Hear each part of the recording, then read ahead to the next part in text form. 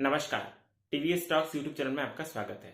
मैं फिर से हाजिर हूँ अनुपमा के आज के 7 दिसंबर वाले लेटेस्ट एपिसोड के ट्विस्ट एंड टर्न्स के साथ। तो उससे पहले अगर हमारे इस चैनल पे आप नए हैं तो इस चैनल को प्लीज़ लाइक शेयर और सब्सक्राइब कर लीजिएगा और वीडियो को एंड तक ज़रूर देखिएगा। तो चलिए जानते हैं क्या कुछ नया और इंटरेस्टिंग हुआ है आज के अपडेट्स में पूरे डिटेल्स के साथ। तो अनुपमा सीरियल के आज के एपिसोड की शुरुआत अनुपमा से होती है, जो कि अपने रूम पर आती है और राही की कही हुई बातों को याद करके बहुत रोने लगती है। तभी सारे घरवाले और बच्चे आकर अनुपमा के रूम के पास जमा हो जाते हैं और दरवाज़ा खटखटाने लगते हैं और बोलते हैं कि अनुमा प्लीज़ दरवाज़ा खोलिए। माई भी फिर तभी बोलती है कि अनुड़ी, मुझे पता है आप बहुत हर्ट और अपसेट हुई हैं, लेकिन प्लीज़ एक बार बाहर आकर बात तो कीजिए। ऐसे रूम में बंद मत रहा करिए प्लीज़। किंजल, पाखी और तोशु भी बोलते हैं कि हाँ मम्मी दरवाज़ा खोलिए, सब घबरा रहे हैं, आप ठीक तो है ना। फिर उसी वक्त राही और प्रेम भी वहाँ अनुपमा के रूम के बाहर खड़े हुए होते हैं। तभी माही राही को वहाँ देख लेती है और आकर उसको बोलती है कि राही, आप अभी तक नहीं गई यहाँ से, प्लीज़ गेट आउट, निकलिए यहाँ से। प्रेम फिर माही को बोलता है कि माही शांत रहो। माही बोलती है कि प्रेम, जब तक ये यहाँ पर है ना तब तक मैं क्या, यहाँ कोई भी शांत नहीं रह सकता। प्रेम बोलता है कि ये कहाँ जाएगी, इसका डिसीजन सिर्फ अनुमा करेंगी, आप नहीं, समझी। माही भी बोलती है कि डिसीजन अनुली ले चुकी है प्रेम, उनकी चुप्पी का यही मतलब है कि वो भी चाहती है कि ये राही यहाँ से चली जाए। किंजल फिर तभी माही को बोलती है कि तुम बात ठीक से नहीं समझती तो चुप्पी क्या खाक समझोगी। मम्मी अभी कुछ डिसाइड नहीं कर पा रही है, इसीलिए मम्मी चुप है, तो तुम प्लीज़ मम्मी के नाम पे अपनी सारी मन की भड़ास मत निकालो, समझी। उनको जो बोलना होगा वो बाहर आकर खुद बोल देगी। फिर किंजल राही को बोलती कि और राही, तुमने जो किया है ना उसके लिए तुम पूरी लाइफ भी सॉरी बोलोगी ना तो वो भी काफ़ी नहीं होगा। तुम्हें पता है मम्मी के लाइफ का सबसे बड़ा मकसद था तुम्हें ढूंढना, उनकी लाइफ की सबसे बड़ी खुशी तुम ही थी और अब उनकी लाइफ का सबसे बड़ा दुख का कारण तुम हो। तो अब तुम्हारे साथ क्या करना है वो मम्मी ही तय करेगी। माही भी बोलती कि जो डिसाइड करना था अनुड़ी के गुस्से ने कर दिया है। किंजल फिर भड़क जाती है माही पर, बोलती कि गुस्से और इमोशनल पेन में फ़र्क समझना सीखो माही। मम्मी अभी गुस्से में नहीं है बल्कि बहुत पेन में है, तो उन्हें थोड़ा टाइम दो। किंजल फिर सब घर वालों को बोलती कि चलिए सब, और उन्हें थोड़ी देर के लिए अकेला छोड़ दीजिए। फिर सब घर वाले वहाँ से चले जाते हैं। दूसरी ओर फिर हमें माही को दिखाया जाता है, जो कि अपने रूम पर आती है और प्रेम का राही के लिए सपोर्ट करना उसको बहुत खटकता है और स्ट्रेस की वजह से चॉकलेट्स वो खाने लग जाती है और चॉकलेट्स खाते खाते अचानक उसे खांसी होने लगती है।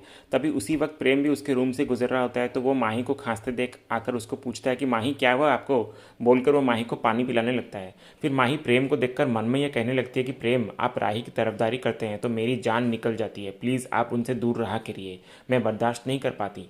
फिर प्रेम माही को टेक केयर कहकर वहाँ से चला जाता है। तभी माही ये कहती है कि प्रेम को राही से दूर रखने का एक ही रास्ता है, राही को इस घर से ही दूर करना होगा, सी हैज़ टू गो।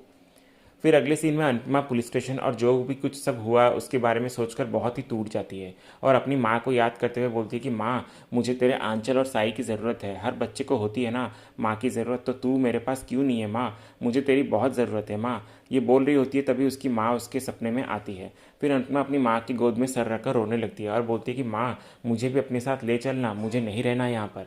फिर अनुपमा की माँ अनुपमा को कहती है कि बस बेटा। अनुपमा फिर उसकी माँ को कहती है कि बस ही तो नहीं हो रहा है माँ, पहले भी बहुत दुख आते थे जीवन में, लेकिन अभी तो ऐसा लगता है जैसे मैं दुखों के मेले में खो ही गई हूँ। खुशी की कोई किरण ही दिखाई नहीं देती, सिर्फ दुख के बादल ही बादल दिखाई देते हैं। जिसके पास जाती हूँ और प्यार की उम्मीद रखती हूँ वो ही मुझे दुख देता है माँ। अभी तो मैं सुख आने के सपने भी नहीं देख सकती, हिम्मत ही नहीं है मुझ में, क्योंकि क्या फ़ायदा, हर सुख दुख में ही ढल जाता है। बहुत अकेली हो गई हूँ मैं माँ, कोई भी नहीं है मेरे पास जिससे मैं अपनी दिल की बात बोल सकूं। बाकी सबका तो छोड़, ये कान्हा जी भी नहीं है माँ, वो भी नहीं सुनते हैं मेरी और ना ही साथ देते हैं। पता नहीं ये सब मैं कब तक संभाल पाऊंगी। और माँ, ज़िंदगी की स्लेट में बाहर बाहर कहानियाँ लिखी मैंने, ये सोचकर कि अब इस कहानी की हैप्पी एंडिंग तो हो ही जाएगी, लेकिन नहीं, ज़िंदगी आई और डस्टर लेकर आकर सब कुछ मिटा दिया, किसी भी कहानी को पूरा ही नहीं होने देती माँ। फिर अनुपमा ये कहती कि माँ, तूने हमेशा कहा था ना कि अनुपमा चाहे कुछ भी हो जाए लाइफ में पर तुझे आगे बढ़ते रहना है, बस मैंने वही किया माँ, हमेशा नई शुरुआत करने की कोशिश की, लेकिन ज़िंदगी आई और मुझे धक्का मार के पीछे कर दिया। फिर उठने की भी कोशिश की मैंने, सब कुछ समेट कर जोड़ने की कोशिश भी की, लेकिन फिर से ज़िंदगी ने धक्का देकर गिरा दिया।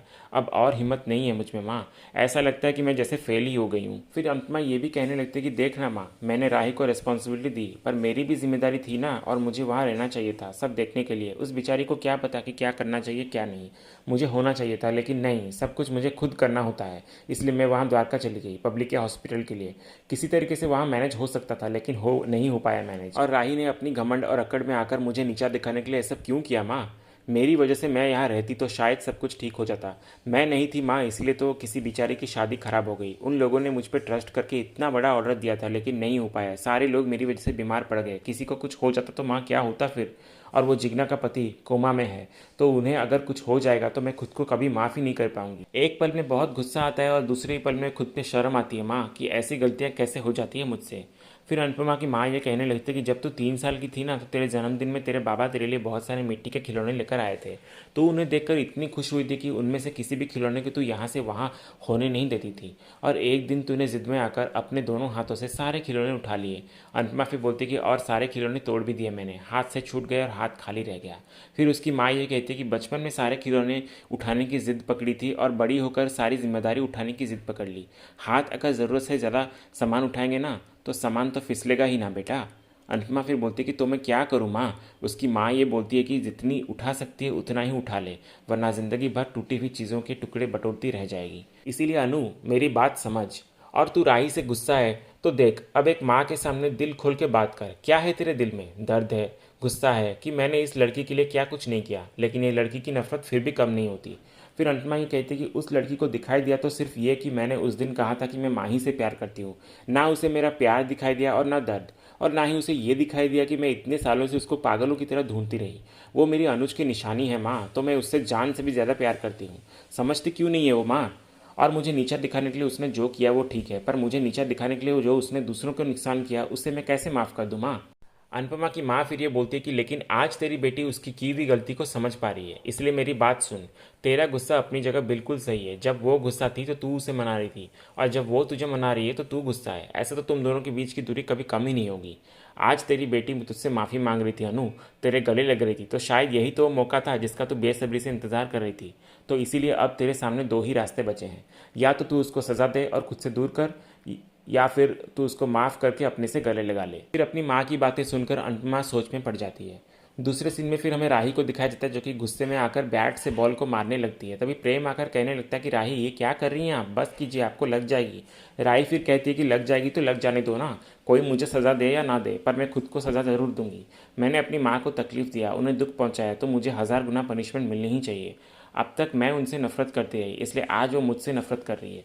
प्रेम फिर कहता है कि माँ के मन में नाराज़गी हो सकती है, लेकिन नफरत नहीं। राही फिर बोलती है कि एक माँ होना इतना कठिन क्यों होता है प्रेम? हर माँ को माँ होने की सज़ा क्यों मिलती है?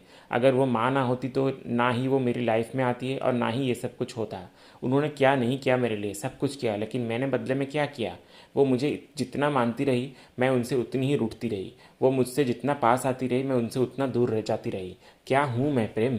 प्रेम बोलता है कि आपसे गलती हुई है तो जाइए माफ़ी मांगिए, पर खुद को हर्ट मत किया कीजिए। आप खुद को हर्ट करेंगी ना तो अनु मैम को और तकलीफ होगा, तो प्लीज़ काम डाउन। राही बोलती है कि नहीं हो सकती मैं काम डाउन, मैंने बहुत बुरा किया है। प्रेम फिर राही से वो बैट छीन लेता है और बोलता है कि इनफ, बहुत हुआ आपका। खुद को दर्द देने से अनु मैम का दर्द कम नहीं हो जाएगा, सो बंद कीजिए ये सब और जाइए अनु मैम से माफ़ी मांगिए दोबारा। फिर राही प्रेम की बात मानकर वहाँ से चली जाती है। तभी उसी वक्त माँ ही प्रेम के पास आती है और उसको बोलती है कि प्रेम, आपसे पूछना रह गया था कि कल रात राही और आप थे कहाँ? प्रेम बोलता है कि हम फंस गए थे। माही फिर बोलती है कि पर मैंने और सबने इतने कॉल्स किए आपको, पर ना आपने आंसर दिया और ना ही राही ने। प्रेम बोलता है कि वो फ़ोन का नेटवर्क नहीं लग रहा था ना, इसीलिए, वरना मैं खुद घर पे फ़ोन कर देता। माही फिर बोलती है कि प्रेम, ऐसी कौन सी जगह थी जहाँ पूरी रात नेटवर्क नहीं था? राही आपको लेकर कहाँ चली गई? प्रेम बोलता है कि राही मुझे लेकर नहीं गई थी, बल्कि मैं खुद राही को लेकर गया था।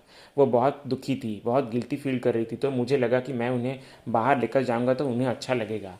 माही फिर राही के खिलाफ प्रेम को भड़काने लगती है और बोलती है कि प्रेम, एक बात बोलूँ, आप प्लीज़ राही की भोली फेस पर मत जाइए। उनका रोना धोना, माफ़ी मांगना, ये सब ड्रामा है। और मुझे तो ये लगता है कि उन्होंने जानबूझकर खाना देर से भिजवाया होगा, ताकि खाना खराब ही हो जाए और अनुरी का बिजनेस बंद हो जाए।